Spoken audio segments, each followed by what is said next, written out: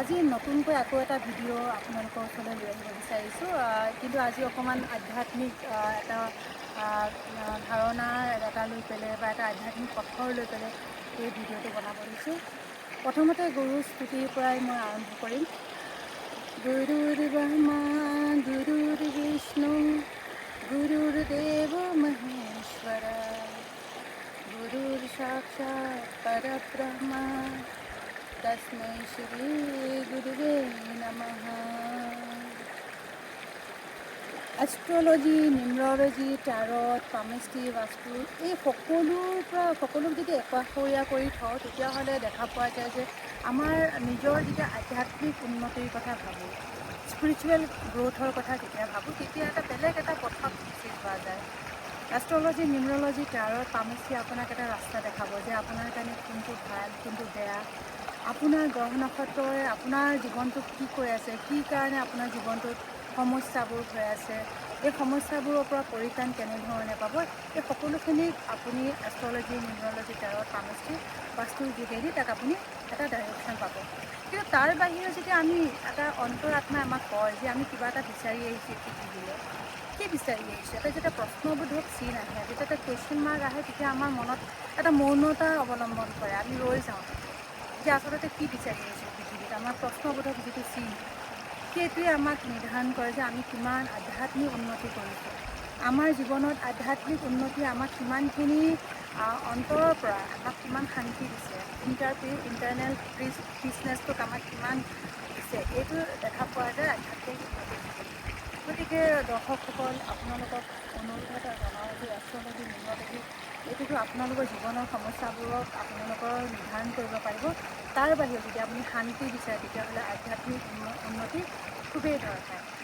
দিনটোত কমেও এক মালা যিকোনো এটা মন্ত্ৰ, গুৰুৰ ব্ৰহ্মা গুৰুৰ বিষ্ণু গুৰুদেৱ মহেশ্বৰ গুৰু সাক্ষাৎ পৰব্ৰহ্ম তস্मै শ্ৰী গুৰুৱে নমঃ, এই মন্ত্ৰটো জাপ কৰিব পাৰে, নহ'লে ওম নমঃ শিৱায় জাপ কৰক।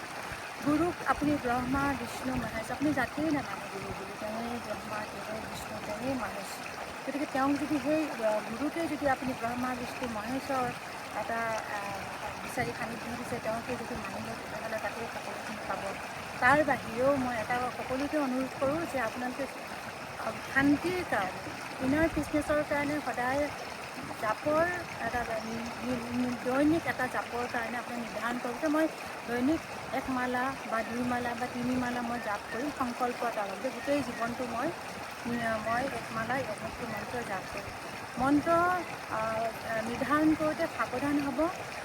যিহেতু ডিভাইন মন্ত্ৰ ওম নমঃ শিৱায় মন্ত্ৰ জাপ কৰিব পাৰে বা গুৰু মন্ত্ৰ জাপ কৰিব পাৰে। আগলৈ মন্ত্ৰক লৈ আহিম, বিভিন্ন আপোনালোকৰ ওচৰত ইয়াৰ সমাধান দি আহিম। কিন্তু আপোনালোকে চেষ্টা কৰিব যে মন্ত্ৰৰ যোগেদি আপোনালোকৰ ভিতৰত যিটো ইনাৰ পিচনেছ সেইটো আপোনালোকে পাব শান্তি। আৰু এই শান্তি বিচাৰিয়ে ময়ো বহুত বিচাৰিলোঁ, জীৱনত বহুত সংঘাত, বহুত কিছুমান ঘটনা ঘটিলে, তাৰ পৰা মই এষ্ট্ৰলজাৰ হ'লোঁ, পামিষ্ট হ'লোঁ, টাৰট ৰিডাৰ হ'লোঁ, বা নিউমৰলজি আধ্যাত্মিক উন্নতি সেইটোতো গ'লোঁ। কিন্তু তাৰপিছতো যে দেখা পালোঁ যে ইয়াৰ লগে লগে মই সদায় এটা সচেতন আছিলোঁ যে আধ্যাত্মিক উন্নতিটো মোক খুবেই দৰকাৰ। আপোনাক দুটা বস্তুৱে আপোনাৰ আধ্যাত্মিক জীৱনত আগুৱাই নিবলৈ চেষ্টা কৰিব। সেইটো হ'ল যে চিম্পলিচিটি আৰু অনেষ্টি আৰু চিম্পলিচিটিয়ে আপোনাক যথেষ্টখিনি আপোনাক ডেভেলপ কৰিব আধ্যাত্মিক উন্নতিত। গতিকে এইটো কথা সদায় মনত ৰাখিব। আমাৰ যিখন আধুনিক ৰঙমঞ্চ, সেই ৰঙমঞ্চখনৰ কিন্তু আপোনাৰ আধ্যাত্মিক উন্নতি দিয়ে। আধ্যাত্মিক উন্নতি দিব, আপোনাৰ ইনাৰ বিজনেছটো দিব, চিম্পলিচিটি আৰু অনেষ্টিয়ে। গতিকে দৰ্শকসকল চেষ্টা কৰিব মন্ত্ৰ জাপ কৰিবৰ কাৰণে নিতৌ দৈনিক কমেও এক মালা, আপুনি আপোনাৰ যোগ্যতা অনুসাৰে, আপোনাৰ সাধ্য অনুসাৰে আপুনি যিকোনো এটা ভাল মন্ত্ৰ জাপ কৰিব।